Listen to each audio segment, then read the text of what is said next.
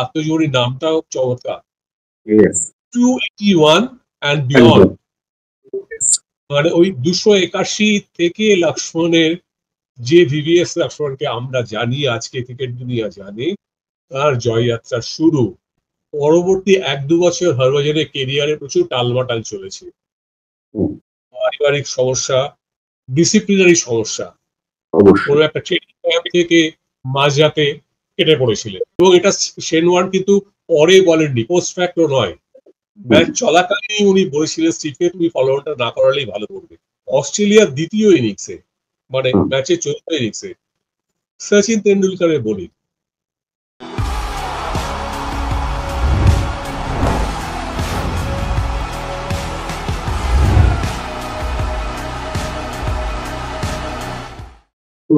নমস্কার, wheeler Willey আবার আপনাদের সকলকে স্বাগত জানাই। আজকে আবার আমাদের সঙ্গে রয়েছেন ক্রিকেট বিশেষজ্ঞ কলরব রায়। কলরব দা, উইলার উইলে আবার আপনাকে স্বাগত। নমস্কার। কলরব দা, 15ই মার্চ মানে ক্রিকেট বিশ্বের একটা বিশেষভাবে উল্লেখযোগ্য এবং স্মরণীয় দিন। 1877 সালে আজকের দিনে যেমন শুরু হয়েছিল টেস্ট ক্রিকেট প্রথমবারের জন্য, তেমনই ভারতীয় ক্রিকেটের আঙ্গিকে দেখলে 2001 সালে এই 15ই মার্চেই শেষ হয়েছিল সেই বিখ্যাত ইডেন টেস্ট অস্ট্রেলিয়ার বিরুদ্ধে। 16টা টেস্ট জয়ের পর বিজয়ের রাত থামে স্টিভ অস্ট্রেলিয়ার, এবং এই টেস্ট জয়ের ফলেই পরেই বলা যায় খানিকটা মোড় ঘুরে যায় ভারতীয় ক্রিকেটের। 15ই মার্চ 2001 ইডেন টেস্ট জয়, কিভাবে আপনি দেখেন বিষয়টা? তুমি এটা খুব ভালো কথা বলেছো, মোড় ঘুরিয়ে দেওয়া, মানে টার্নিং পয়েন্ট বা ইনফ্লেকশন পয়েন্ট, এই টার্মগুলো আজকাল খুব শোনা যায়। গেম চেঞ্জিং মোমেন্টস, এই টেস্ট ম্যাচটা ভারতীয় ক্রিকেটে আমার মনে হয় বেশ কয়েকটা দিক দিয়ে, 3-4টে দিক তো বটেই, ভারতীয় ক্রিকেটে মোড় ঘুরিয়েছিল। শুধু ভারতীয় ক্রিকেট নয়, ভারতীয় ক্রিকেটের সঙ্গে অনেক দিনের জন্য জড়িত কিছু বিখ্যাত খেলোয়াড়, তাদের জীবনেরও কিন্তু মোড় ঘুরে গেছিল এই ম্যাচটাতে। তাদের মধ্যে একজন অধিনায়ক, একজন ব্যাটার, আর একজন বোলার, এই 3 জনের কথা আমার বিশেষ করে মনে পড়ে।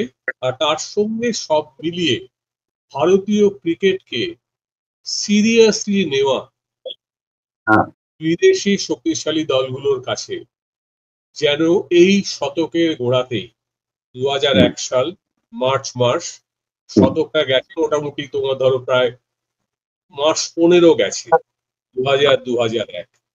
তো ভারতীয় ক্রিকেটকে এর সঙ্গে আরেকটা ছোট্ট জিনিস যেটা আমার মনে হয় সেটা হচ্ছে যে 99 সালটা, 99-2000 মরশুমটা ভারতীয় ক্রিকেটে বেশ দুঃসময়। নানা কারণে কন্ট্রোভার্সি, দলের পারফরমেন্স, দলের অধিনায়কত্ব নিয়ে একটা অদ্ভুত ধরনের পরিস্থিতি তৈরি হওয়া, সব মিলিয়ে তো সেখান থেকে ভারত তখন সবে বেরোতে শুরু করেছে 2000 সাল। কিন্তু 2001-এ এসে, 2000 সালে যদি দেখো টেস্ট ক্রিকেটে একটা ঘটনা, কয়েকদিন আগেই আমরা তার মানে জয়ন্তী 25 বছর আমরা তার সেলিব্রেট করলাম কয়েকদিন আগেই, চ্যাম্পিয়ন্স ট্রফি ফাইনালে ভারত উঠেছিল 2000 সালে। কিন্তু 2000 সালটাতে ভারতের টেস্ট ম্যাচে জয় ছিল মাত্র একটা, তাও সেটা বাংলাদেশের বিরুদ্ধে, এবং বাংলাদেশের হোম টেস্ট। তো সৌরভ গাঙ্গুলি অধিনায়ক হয়ে এসছেন, দলটাকে সাজাবার চেষ্টা করছেন, কয়েকজন এক্সপিরিয়েন্স খেলোয়াড়ের সঙ্গে নতুনদের নিয়ে এসে একটা নতুন জোশ নিয়ে, উদ্যম নিয়ে ভারতীয় ক্রিকেটের দলটাকে সাজাবার চেষ্টা করছেন। কিন্তু প্রথম বছরে সেই অনুপাতে রেজাল্ট আসেনি। 2001 এই ম্যাচটা ইডেন এবং অস্ট্রেলিয়া, স্টিভ ওয়ার দল এলো, 2-4 দল, বিশ্ব চ্যাম্পিয়ন, প্রথম ম্যাচে মুম্বাইতে জিতে গেল, এবং স্টিভ ওয়ার বলে দিয়েছিলেন এটা আমার লাস্ট ফ্রন্টিয়ার, এখানে আমরা কখনো জিতিনি। 1969 সালের পর থেকে 32 বছর হয়ে গেছে আমরা অস্ট্রেলিয়ায় সিরিজ জিততে পারিনি। স্টিভেন এটা ছিল বলা যেতে পারে মিশন, এক্স্যাক্টলি। সেই মিশনটা মিশন ইম্পসিবল হয়ে দাঁড়ালো। ইডেন, এবং তারপর পরবর্তী ম্যাচে চেন্নাই।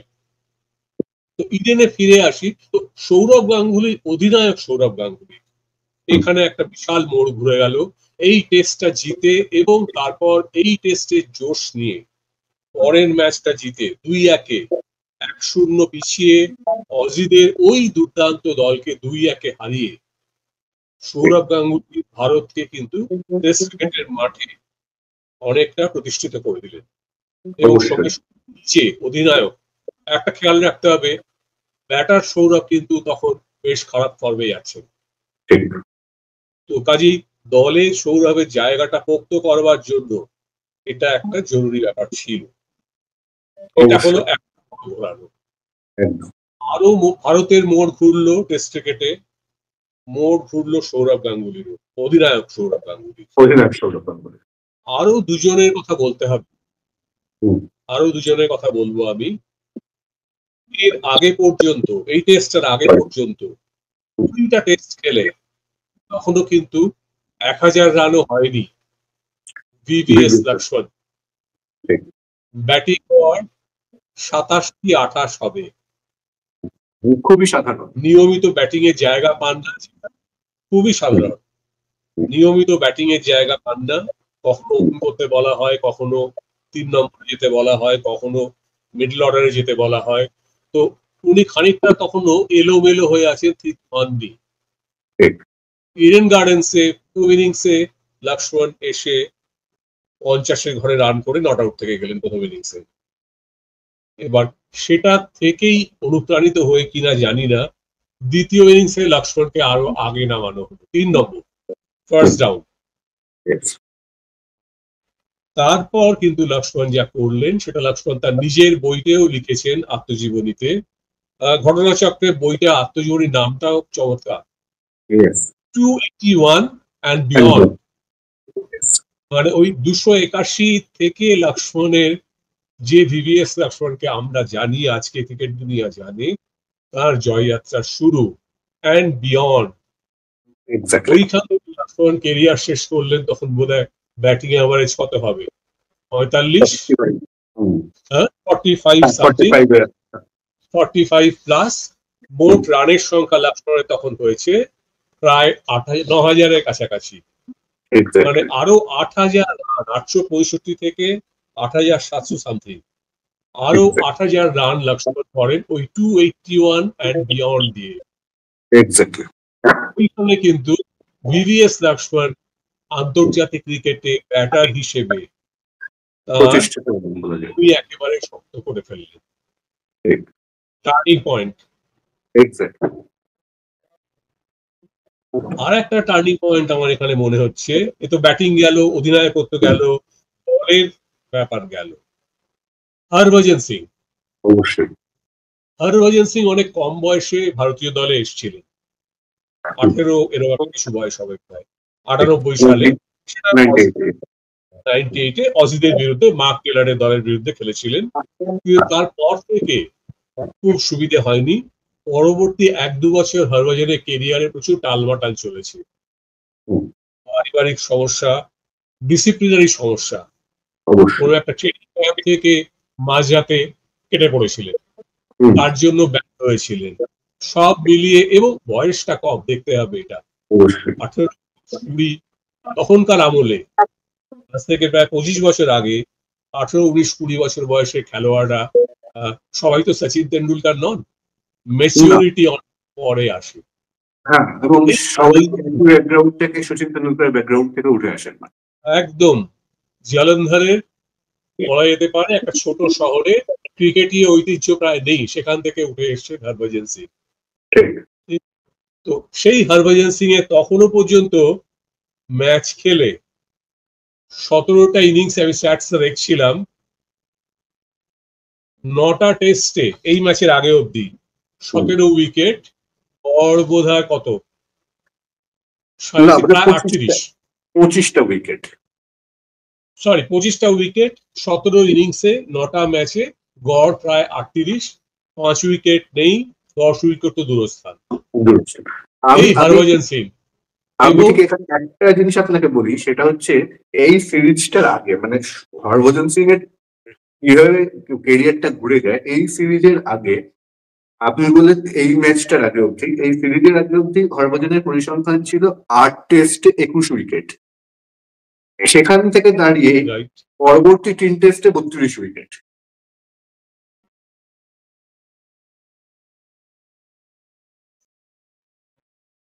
এইখানটাতেই এবং খেয়াল রাখতে হবে সুবিধে হয়তো পেয়েছিলেন, কেননা দলে অনিল কুম্বলে ছিলেন না।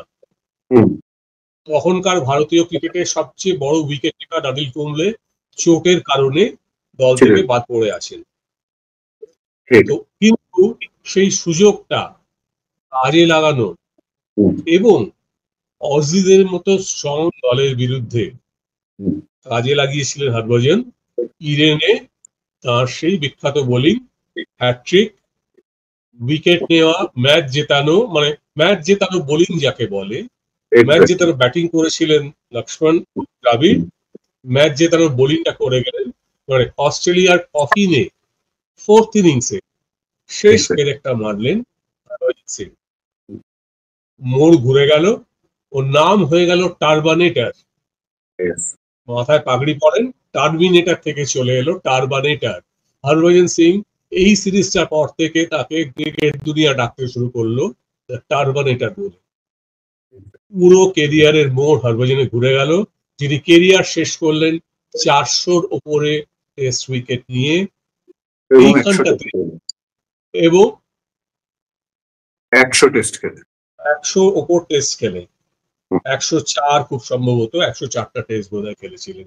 তো এই হরভজনকে ওই হরভজনে পৌঁছে দেওয়া পথে এইটা হচ্ছে একটা অসম্ভব বড় মাইলস্টোন, যেটা হরভজন নিজেও স্বীকার করেছেন একাধিকবার। তো এই চারটে জিনিস আমার মনে হয় এই যে ম্যাচটা ইডেনে হয়েছিল, এই ম্যাচটা শুধু ভারত জেতেইনি, আরো একটা জিনিস করেছিল, সেটা হচ্ছে যে এই টেস্টের পর থেকে অত শক্তিশালী দল হলেও 200-র বেশি রানে এগিয়ে আছি, তারপর ফলো অন করো বিপক্ষকে, এই ধারাটা বা এই ভাবনা চিন্তাটাও কমতে শুরু করলো তারপর থেকে। এই একটা আপসেট রেজাল্ট যদি বলি, এই আপসেট রেজাল্টটার কারণে Steve Waugh strong Australian team, McGrath, Gillespie, Warne, তাদের নিয়ে সেই যে দলটা, তারা কিন্তু পারেনি। এটাই হয়তো একটা মনে আশঙ্কা ঢুকিয়ে দিয়েছিল অনেক ক্রিকেট দলের অনেক অধিনায়কের, যে না ফলো অন করাবো, আবার স্টিভের মতো অবস্থা হবে না তো। এইখানে একটা এর সঙ্গে একটা ছোট্ট জিনিস আমি বলি আর কি, যেটা সেই ম্যাচের সময় খুব একটা আলোচিত বোধহয় হয়নি, পরে আমি পড়েছি শেন ওয়ার্ডের আত্মজীবনীতে। তুমি বোধহয় বলছিলে, এটা উল্লেখ করতে চাইছিলে কি? তো স্টিভ ওয়ার এই যে সিদ্ধান্ত ছিল ফলো অন করানো, এটা পরবর্তীকালে আমি শেন ওয়ার্ডের বইতে পড়েছি, ওর আত্মজীবনীতে। তিনি বলেছেন যে এতে ওর সায় ছিল না, এবং কারণটা বলেছেন যে মার্চ মাসের মাঝামাঝি ভারতে বেশ গরম পড়ে গেছে, একটা ইনিংসে ফিল্ড করার পর অস্ট্রেলিয়ান বোলারদের আরেকটু বিশ্রাম দরকার ছিল। অস্ট্রেলিয়া যদি ব্যাট করতে নামতো সেকেন্ড ইনিংসে, খানিকক্ষণ খেলতো, খেলে হাতে সময় অনেক ছিল, সময় যে অনেক ছিল তার প্রমাণ হচ্ছে পরে একদিন লক্ষ্মণ এবং দ্রাবিড় ব্যাট করলেন, তার পরের দিন ভারত খেলা ক্লিয়ার করলো, তারপর অস্ট্রেলিয়া ব্যাট করে আউট হলো। তো খেলার তৃতীয় দিন আর কি, তো সাথে সময় ছিল, অস্ট্রেলিয়া যদি ব্যাট করতো খানিকক্ষণ, বোলাররা যদি খানিকক্ষণ পা তুলে বসে বিশ্রাম নিতে পারতেন, তাহলে হয়তো অস্ট্রেলিয়া বোলারদের পারফরমেন্সটা আরো বেশি জোরদার হতে পারতো। এইটা স্টিভ ওয়ার মানে সিদ্ধান্তের সমালোচনায় শেন ওয়ার্ন নাকি তিনি নিজে তখনও বলেছিলেন, মানে সেই সময়ও বলেছিলেন। তো যাই হোক, স্টিভ ওয়ার সিদ্ধান্ত অধিনায়ক। আর একটা যেটা ছিল আমার মনে হয় কোথাও একটা, যে স্টিভ ওয়ার তখন চটপট জিততে চাইতেন, চাইছেন। মানে জিতবো তো বটেই, তাড়াতাড়ি করবো, তাড়াতাড়ি জিতবো। তো এই গানটাতে মনে হয় একটু বেশি আক্রমণাত্মক হতে গিয়ে একটা জায়গায় হয়তো হয়তো চালে ভুল হয়েছিল। ভুলই বা বলি কি করে, যে দল প্রথম ইনিংসে অল আউট হয়ে গেল ওরকম অত কম রানে, অত বেশি লিড নিয়ে আবার ব্যাট করতে নামছে, তো প্রত্যাশিত ভাবেই তাদেরকে আমার যা বোলিং আছে তাদেরকে আমি একদিন না হলেও 1.5 অল আউট করে দেবো, দিয়ে ম্যাচটা জিতবো। ইনিংসে যদি নাও হয়, চতুর্থ ইনিংসে ব্যাট করতে নেমে অল্প কিছু রান আছে, বিনা উইকেটে বা 1-2 উইকেটে রান তুলে দেবো। এই মডেলটা স্টিভ ওয়াক খাটাতে চেয়েছিলেন। আপনার কি মনে হয় মানে সেই সময় ক্রিকেট দুনিয়ায় যারা অধিনায়ক ছিলেন সেরকম 10 জন অধিনায়কের মধ্যে কি অধিকাংশ অধিনায়কই এই সিদ্ধান্তটা নিতেন না? আমি সেটাই বলছি আর কি, মানে going by the recent trend, তখনকার রিসেন্ট ট্রেন্ড এবং অস্ট্রেলিয়ানদের যা ট্রেন্ড, ভারতীয়রা যা খেলছে এবং অস্ট্রেলিয়া দলের যা শক্তি, সব মিলিয়ে দেখলে এই সিদ্ধান্তটা তুমি যেটা বললে, হয়তো 90% ক্যাপ্টেন 90% কেসে এই সিদ্ধান্তটাই নিতেন। এক্স্যাক্টলি। তো এইটা, তবে একটা কথা এখানে আমি বলবো, মানে শেন ওয়ার্ন অধিনায়ক হননি, সামান্য সময় হয়েছেন তো একটা ওয়ানডেতে, কিন্তু হয়তো ম্যাচ রিডিং এ বা কোথাও হতে পারে ওর গাট ফিলিং কোথাও বলছিল, অনেক সময় গাট ফিলিং ইনস্টিংক্ট বলে, এবং এটা শেন ওয়ার্ন কিন্তু পরে বলেননি, পোস্ট ফ্যাক্টও নয়, ম্যাচ চলাকালীন উনি বলেছিলেন স্টিভকে তুমি ফলোঅনটা না করালেই ভালো করবে। তো কাজে এটা ওই becoming wise after the event নয়, ঘটনার উল্লেখটা পরে আছে, কিন্তু সে সময় বলেছিলেন বলে ওয়ার্ন বলছি, যদি সে কথাটা আমি সত্যি বলে মেনে নিই, কোথাও হয়তো ওয়ার্নের একটা মনে হয়েছিল যে একটা উল্টো দিকে খেলাটা হয়তো ঘুরে যেতে পারে, একটা আশঙ্কা ছিল, এবং যাতে বোলাররা, তবে সেটা অবশ্য মূলত ছিল বোলারদের ক্লান্তির কারণে, উনি অন্য কোনো কারণ, ইন্ডিয়ার ফাইট ব্যাকটা ওর মাথায় ছিল না, যেটা ছিল যে আমাদের বোলাররা হয়তো ফুল স্ট্রেংথ নিয়ে বল করতে নাও পারতে। তো সেটা যাই হোক, তোমার কথাটা একদম ঠিক যে ওই ফলোয়ানটা অনেকেই হয়তো করাতেন, তবে এইটা আরেকটা বলতে পারো, এটা আরেকটা আমি বলবো টার্নিং পয়েন্ট বা গেম চেঞ্জিং মোমেন্ট ক্রিকেটে ফলোয়ান করানোর পক্ষে। একটা জিনিস, মানে আপনি যে ঘটনাগুলো উল্লেখ করছেন এই টেস্ট ম্যাচ নিয়ে, এর সঙ্গে আর একটা অতি গুরুত্বপূর্ণ ঘটনা হচ্ছে এই ম্যাচের চতুর্থ দিন, 14ই মার্চ, যেদিনকে ভারত সারাদিন ব্যাট করে লক্ষণ এবং দ্রাবিড় জুটি, এবং অস্ট্রেলিয়া একটা উইকেটও ফেলতে পারেনি 90 ওভার বল করে। আমি জানি না এরকম ঘটনা ভারতীয় ক্রিকেটে এর আগে ঘটেছে কিনা। তো এটা হয়েছিল 14ই মার্চ 2001। অজি বোলাররা, পূর্ণ শক্তির অস্ট্রেলিয়া দল, তারা বিপক্ষের একটা উইকেটও সারাদিনে ফেলতে পারেনি, গোটা দিন খেলা হয়েছিল, বৃষ্টি বা অন্য কারণে কোনো ডিসরাপশন হয়নি। 300 থেকে অনেকটা বেশি, প্রায় 350 একটু কম রান অ্যাড হয়েছিল। তো অস্ট্রেলিয়ান বোলারদের বোধ হয় না 14ই মার্চের একটা কোনো জিংস আছে, এর 2 বছর ঠিক আগে, 2 বছর আগে, 2001, 1999, সেই স্টিভ ওয়া, সেই গ্লেন ম্যাকগ্রা, সেই শেন ওয়ার্ন, সেই অস্ট্রেলিয়া দল অনেকটাই একই দল। 2 বছর আগে ওয়েস্ট ইন্ডিজে ম্যাচে দ্বিতীয় দিন ছিল 14ই মার্চ, ওয়েস্ট ইন্ডিজ আগের দিন 37 বা 4 কত রানে 4 উইকেট গেছিল, অস্ট্রেলিয়া আগে ব্যাট করে আউট হয়ে গেছে, ওয়েস্ট ইন্ডিজ নড়বড় করছে। পরের দিন ওয়েস্ট ইন্ডিজ সেখান থেকে গেল বোধহয় 340 মতো অ্যাড হয়েছিল, 330 বা 40 রান অ্যাড করেছিল, কোনো উইকেট পড়েনি। তবে এখানে ছোট্ট একটা তফাৎ আছে, 2 জন ব্যাটসম্যান ব্যাট করেননি, 3 জন ব্যাট করেছিলেন, কেননা পেদ্রো কলিন্স বোলার, তিনি চোটের জন্য অবসর নিয়ে নেন।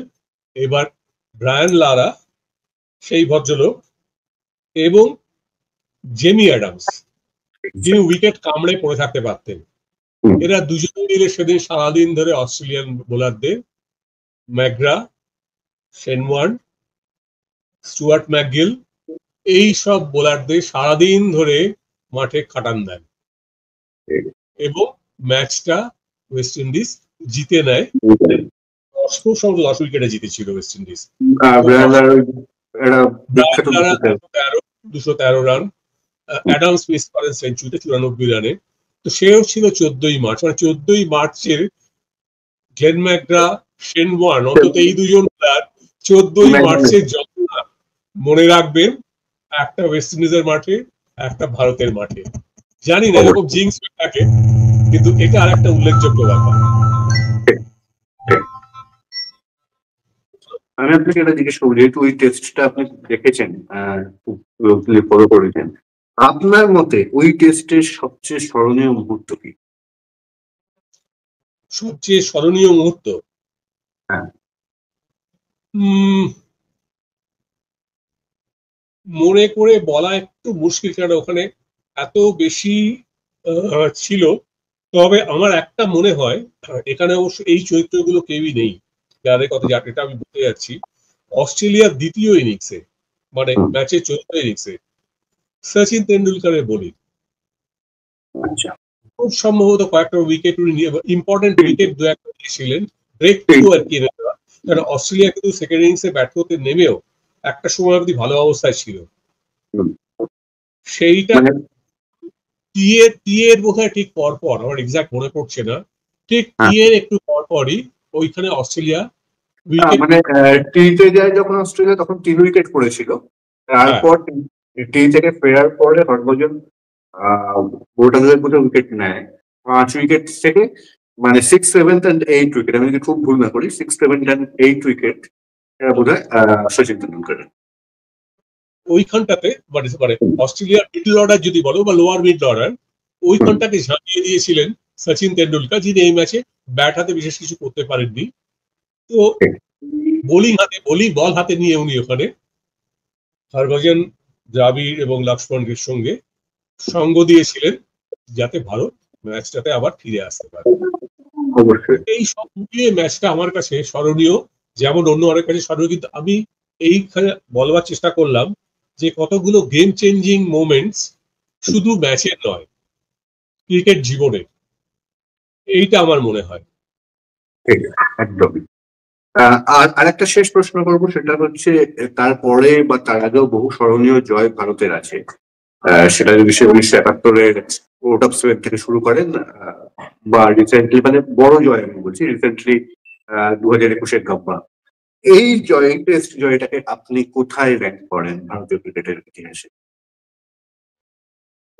আমি গাব্বা এবং ওভালকে এগিয়ে রাখবো। গাব্বা কারণ ভারত যে দল নিয়ে খেলেছিল সেই টেস্টটা, এবং পূর্ণশক্তির অস্ট্রেলিয়া, সেইখানে ওই চাপের মুখে ফিরে এসে ম্যাচের শেষ দিনে 300-র উপরে রান তাড়া করে ম্যাচ জিতে নেওয়া, এই জন্য গাব্বাকে আমি এগিয়ে রাখবো। দেশের মাঠে যে জয়গুলো, ওভাল বিদেশে, পোর্ট অফ স্পেনে বিদেশে, আর এগুলো অবশ্য সারপ্রাইজ ভ্যালু, ওভালে সারপ্রাইজ ভ্যালু, পোর্ট অফ স্পেনে সারপ্রাইজ ভ্যালু, কেউ আশা করেনি ভারত জিতবে। কিন্তু এই টেস্টটা, ইডেন টেস্টটাকে আমি দেশের মাঠে ভারতের টেস্ট জয়ের মধ্যে টপ 3টের মধ্যে অবশ্যই রাখবো। মানে এতগুলো মোড় ঘোরানো যে ম্যাচে হয়েছে, এটা না হলে মাদ্রাজ হতো না। 2001-এর চেন্নাই টেস্ট, এটা না হলে আমি 90% নিশ্চিত যে মাদ্রাজ হতো না, সিরিজটা হতো না, তার পরবর্তী অনেক কিছুই হতো না, হয়তো অনেক কিছুই হতো না। এবং স্টিভ ওয়ার, যেটা খবরের কাগজের ভাষায় অশ্বমেধের ঘোড়া, সেটা কিন্তু এগিয়ে যেত। তো এইটা আমার মনে হয় এই টেস্ট ম্যাচটা নিয়ে। অনেক অনেক ধন্যবাদ কলরবদা আমাদের এতটা সময় দেওয়ার জন্য। আশা করি খুব তাড়াতাড়ি অন্য কোনো অনুষ্ঠানে আমরা আপনাকে পাবো। নমস্কার।